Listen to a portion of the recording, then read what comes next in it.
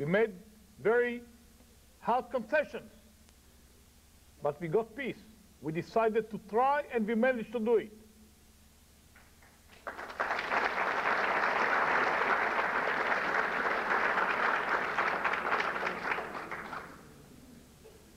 Last month, more than 50,000 people crossed the land border, crossing points between Israel and Egypt. Last year, it was a year of war. More than 300,000 people crossed the border.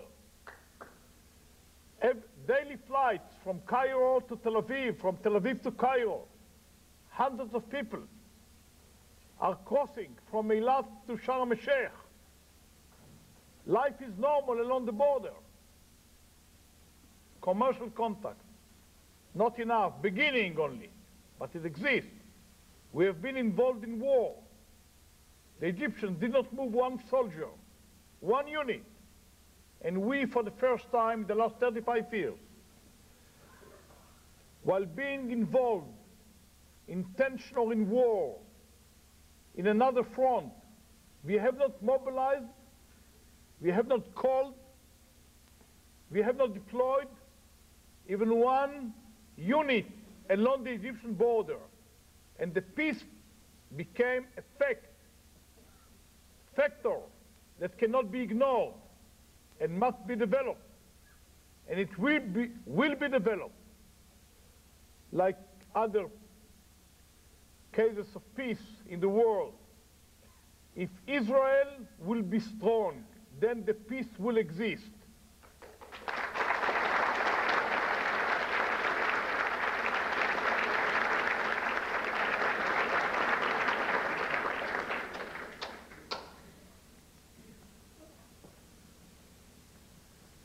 We have gone to war in Lebanon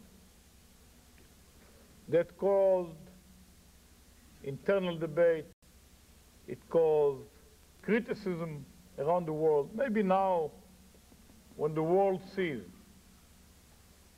all those casualties, innocent casualties of that blind terror, maybe people will understand better our approach when it comes to terror, because we have been suffering from this problem for the last 100 years. 100 years. The Jewish community in Israel has been facing the threat of Palestinian terrorism, which in the recent years became the PLO terrorism. There is a change now. And the main result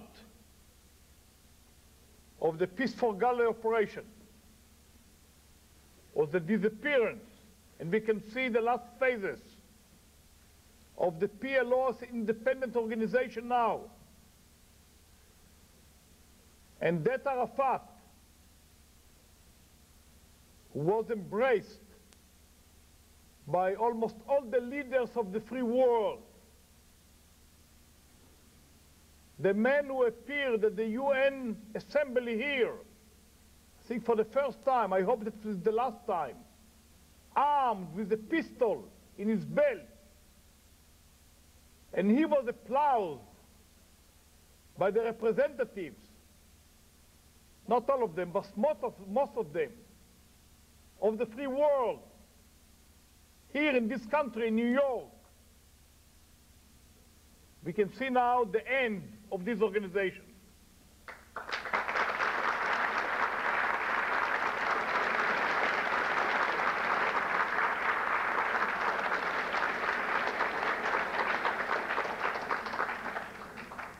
The military end of it and the political end of it. There is no any more independent PLO terrorist organization. There is no Arafat, I mean, he's still there fighting for his life or looking for a shelter.